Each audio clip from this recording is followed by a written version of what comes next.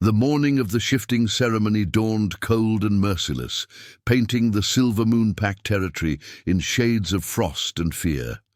Every wolf who reached their 18th year was required to undergo the ritual, to prove their worth before the entire pack, to transform from human to wolf and claim their place in the hierarchy. It was tradition, it was law, it was everything, and Mira knew with absolute certainty that she was about to fail. She stood at the edge of the ceremonial circle, her hands trembling despite the thick fur cloak wrapped around her shoulders. Around her, the pack had gathered, hundreds of wolves in human form, their eyes gleaming with anticipation. They wanted a show. They wanted to witness strength, power, the primal glory of the shift. They wanted to celebrate another young wolf joining their ranks. What they were about to get instead was her humiliation. "Mira Ashwood," Beta Lucas called out, his voice carrying across the clearing. "Step forward." Her legs felt like water, but she forced them to move. One step, another. The crowd parted before her, and she saw the mixture of expressions on their faces. Some curious, some pitying, some already sneering, as if they knew what was coming. They probably did. Whispers had followed her for months. Now, the Ashwood girl who couldn't shift, the defective wolf, the broken one. She reached the center of the circle where ancient stones marked the sacred ground. Her father stood at the edge, his face carefully neutral, but she could see the tension in his shoulders. He had been a strong wolf once, before her mother died, before grief had hollowed him out. Now he was just going through the motions, and she was his final disappointment. "Remove your cloak," Beta Lucas commanded. Mira's fingers fumbled with the clasp. The cloak fell away, leaving her in the simple white dress all candidates wore. The morning air bit into her skin, but that wasn't why she was shaking. "When you are ready," Lucas said, stepping back, "call your wolf. Let the transformation take you. Show us your true form." The crowd fell silent, waiting, watching. Mira closed her eyes and reached deep inside herself, searching for the beast. That should be there, the primal force that every werewolf possessed. She had done this 1,000 times in private, in her room, in the forest, in desperate midnight attempts when insomnia and panic drove her from her bed. Nothing. Always nothing. Where other wolves described a presence, a second consciousness, a power coiled and ready to spring forth, Mira found only emptiness. A void where her wolf should be. She pushed deeper, harder, begging and pleading with something that refused to exist. Her body began to ache from the effort. Sweat broke out on her forehead despite the cold. She heard murmurs from the crowd, soft at first, then growing louder. "She can't do it. I knew it. The rumors were true. Broken. She's broken." The word cut deeper than any claw. Broken, not weak, not late blooming. Broken, defective, wrong at some fundamental level that could never be fixed. "Mira," Beta Lucas said, and there was pity in his voice now, which was somehow worse than contempt. "Are you able to shift?" She opened her eyes, tears blurring her vision. I'm trying. I just need more time. Please." "You've had months," someone called from the crowd. "Accept it, Ashwood. You're human. You don't belong here." "Silence!" a voice thundered, and the entire clearing went still. Alpha Cade emerged from the crowd, and Mira's breath caught despite everything. The Alpha of Silver Moon was in his prime, 32 years old, built like a warrior, with dark hair that fell to his shoulders and eyes the color of amber. Power radiated from him like heat from a fire. When he walked, the crowd instinctively moved aside, unable to help themselves, but it wasn't his strength that made Mira's heart clench. It was the scar that ran down the left side of his face, a brutal reminder of the battle 3 years ago that had saved the pack but nearly destroyed their alpha. Everyone knew the story, how Cade had faced down a rival pack's champion, How he had won but been savaged in the process. How he had recovered from his physical wounds, but something else had been damaged. Something deeper. Alpha Cade hadn't shifted since that battle. The strongest wolf in 5 territories, and he was as trapped in his human form as Mira was in hers. Alpha, Beta Lucas said, bowing his head. The ceremony... I'm aware of the ceremony, Cade said coldly. His gaze fixed on Mira, and she felt pinned by it like a butterfly on a collector's board. Mira Ashwood, daughter of Thomas Ashwood, granddaughter of Elder Margaret. Is it true? You cannot shift. She wanted to lie, wanted to claim she just needed practice, just needed time. But something in his eyes demanded truth, and she found herself incapable of anything else. I can't shift, Alpha, she whispered, her voice breaking. I'm broken. The words hung in the air like a death sentence. By pack law, wolves who couldn't shift were considered human, and humans couldn't remain in pack territory. She would be exiled, cast out, forced to make her way in a world she didn't understand, among people who would never truly accept her. Cade stepped closer, and the crowd seemed to hold its collective breath. He studied her face with an intensity that made her feel transparent, as if he could see every fear, every desperate hope, every secret shame she had tried to hide. Broken, he repeated softly. Then, so quietly that only she could hear, he added, I know that feeling well. Before she could process what he meant, he raised his voice to address the pack. The ceremony will continue, but not in the traditional way. Beta Lucas looked alarmed. Alpha, the laws are clear. If she cannot shift... The laws, Cade interrupted, his tone sharp enough to cut, were written in a time of strength for wolves who lived in a world where power was all that mattered. But we have evolved. We have learned that there are many kinds of strength, or have you forgotten that I myself have not shifted in 3 years? The clearing erupted in shocked murmurs. It was the first time Cade had publicly acknowledged his condition. The pack had known, of course. Everyone knew. But it had been an unspoken thing, a truth that existed in whispers and worried glances, but never in open discussion. I do not shift, Cade continued, his voice carrying over the noise, because my wolf is locked away, trapped behind walls of trauma and pain that I cannot seem to break through. Does this make me broken? Does this mean I should be cast out, exiled, stripped of my position and my pack? No one dared answer. The very idea was unthinkable. Alpha Cade was still the strongest fighter, the wisest leader, the wolf who had saved them all.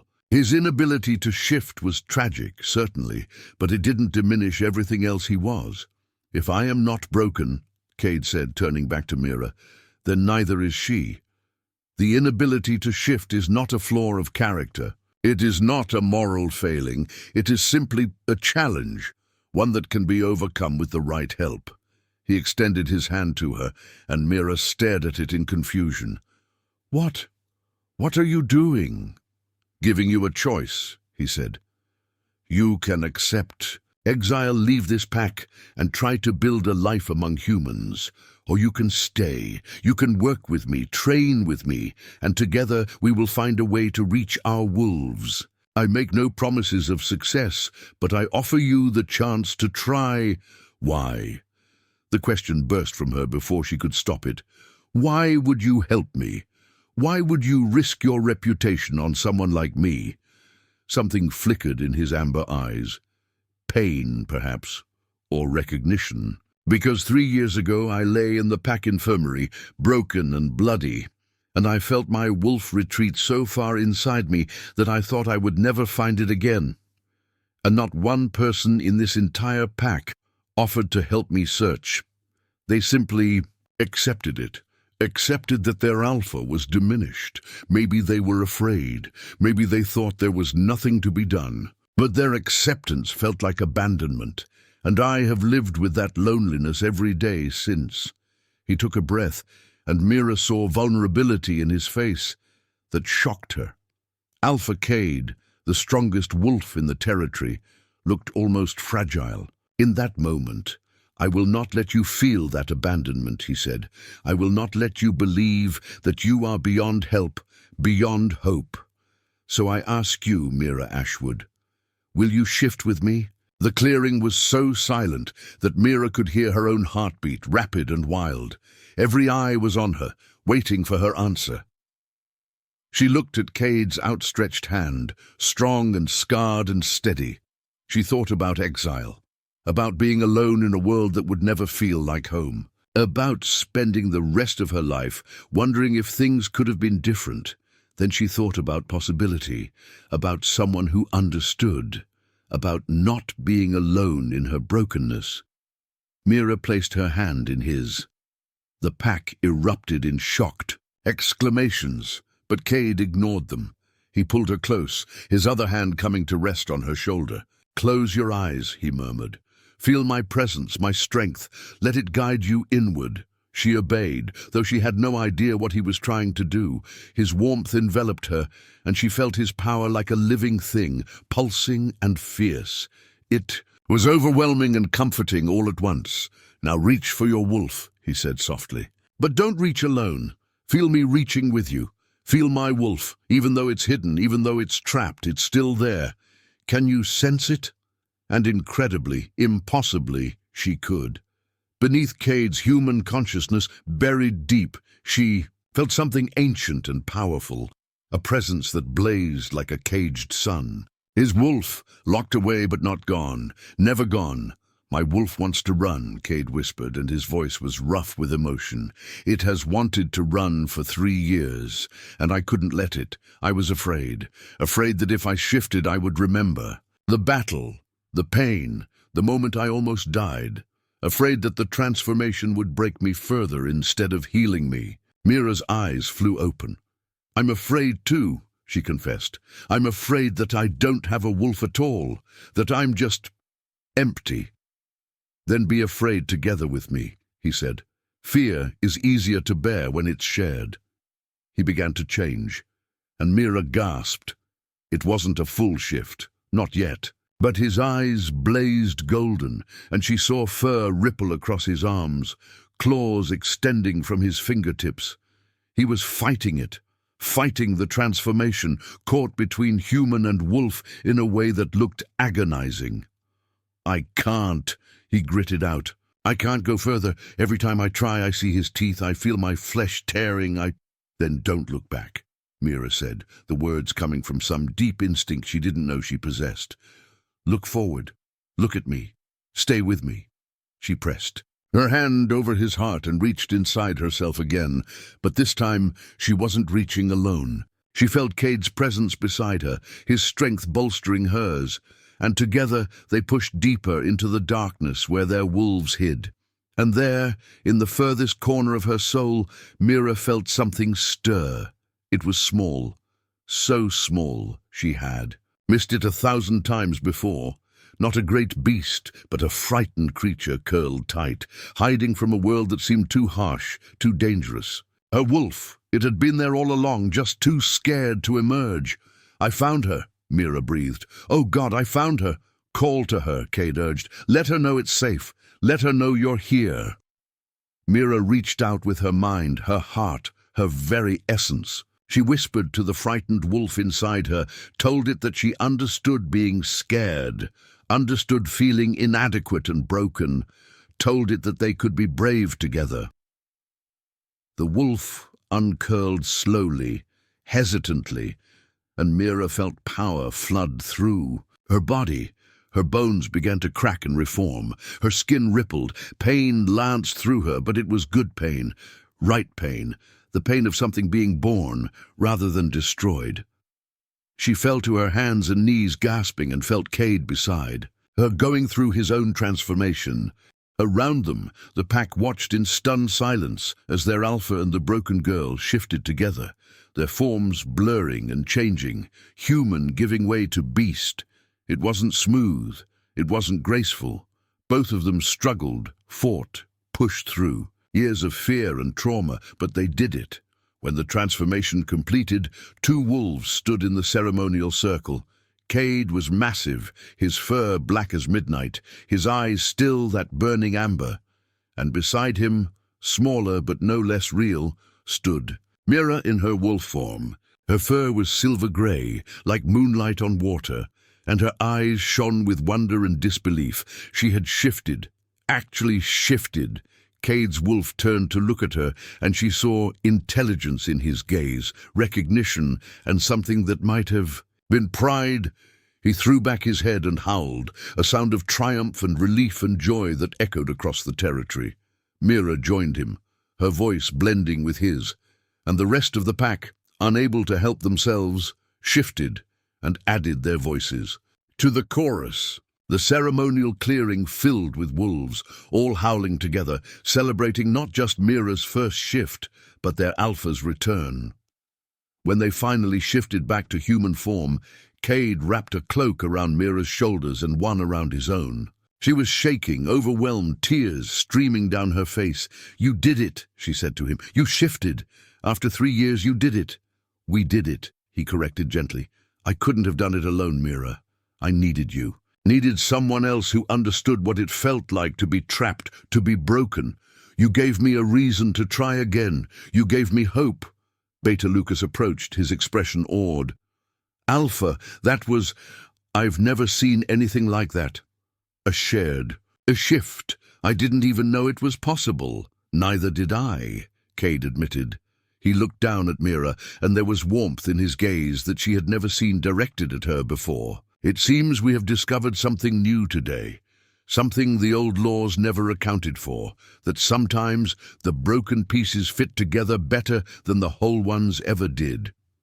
In the days that followed, the pack buzzed with talk of the miraculous ceremony. Mira became something of a celebrity, the girl who had helped their alpha shift again, the wolf who had proven that being broken wasn't the same as being hopeless. People who had sneered at her before now offered tentative smiles. Her father, for the first time in years, looked at her with something like pride, but it was the time she spent with Cade that mattered most. They trained together every day, practicing their shifts, pushing their boundaries, learning to trust the beasts inside them. It was hard work. Some days they both failed, falling back into human form prematurely, frustrated and exhausted. But they never gave up. They had each other, and that made all the difference. Weeks turned into months. Mira's shifts became smoother, more controlled. She joined the pack runs, racing through the forest with the others, feeling truly alive for the first time in her life. She wasn't the fastest or the strongest, but she was there, she was real, she was whole. And Cade, he transformed in ways that went beyond the physical. The darkness that had haunted him since the battle began to lift. He smiled more, laughed more, led with confidence rather than grim determination. The pack flourished under his renewed strength. One evening, after a particularly successful training session, they sat together on the cliff overlooking the territory. The sun was setting, painting the sky in shades of orange and gold. In wolf form, they sat shoulder to shoulder, comfortable in the silence. Finally, Cade shifted back to human, and Mira followed suit. He looked at her with an expression she couldn't quite read. "Do you remember what you said to me that first day?" he asked. "When you told me you were broken." "I remember everything about that day," she said quietly. "I need to tell you something," he said. "When I heard you say those words, when I saw you standing there so scared and alone, I saw myself. I saw what I had become in those 3 years of isolation, and I realized that I had 2 choices. I could let us both drown in our brokenness, or I could reach out my hand and see if together we could find a way to heal." He took her hand now, his touch warm and solid. "You saved me, Mira. Not just by helping me shift, but by reminding me that vulnerability isn't weakness, that asking for help isn't failure, that sometimes the bravest thing you can do is admit you can't do it alone." Mira felt her heart swell with emotion. "You saved me too. You saw worth in me when everyone else Including myself, saw only deficiency. You gave me a chance when you could have just let me go. I couldn't let you go, he said softly. From the moment I saw you in that circle, something in me recognized something in you, like calls to like, broken to broken, but also strength to strength, because you are strong, Mira, stronger than you know. He leaned closer and she saw her own feelings reflected in his eyes. I know I'm your alpha, he said. I know there's a power imbalance, and I would never want you to feel obligated. But I have to tell you, these months with you have been the best of my life. You're not just my training partner or my pack member. You're the person I think about when I wake up and the person I dream about when I sleep. You're yours, Mira finished, her voice sure and steady. If you want me, I'm yours. His kiss was gentle and fierce all at once, full of promise and possibility. When they finally pulled apart, both breathless, he rested his forehead against hers. Will you run with me? He asked. Tonight and every night after. Will you shift with me? Always, she promised, always. They transformed together. The change smooth and natural now, two halves of a whole. And as they raced down the cliff and into the forest, running side by side under the rising moon, Mira understood the truth that Cade had tried to tell her that first day. They weren't broken. They had never been broken. They were simply wolves who had needed to find each other, to learn that sometimes the deepest strength comes from admitting weakness, that sometimes the greatest power comes from shared vulnerability. In the months and years that followed, their bond became legendary. The Alpha King who had rediscovered his wolf, and the girl who had helped him find it. They led the Silvermoon Pack together, not as ruler and subject, but as partners, equals, two souls who had met at their lowest point and had lifted each other to heights neither could have reached alone. And whenever young wolves came to them, struggling with their shifts, afraid of their own perceived brokenness, Mira and Cade would tell them the truth, that being broken is not the end of the story, that sometimes you need to fall apart before you can be put back together in a way that's stronger than before, that sometimes the most powerful thing you can say is not I am whole, but I am broken and I need help, and the most powerful response is not you are weak, but then shift with me. We'll find our strength together.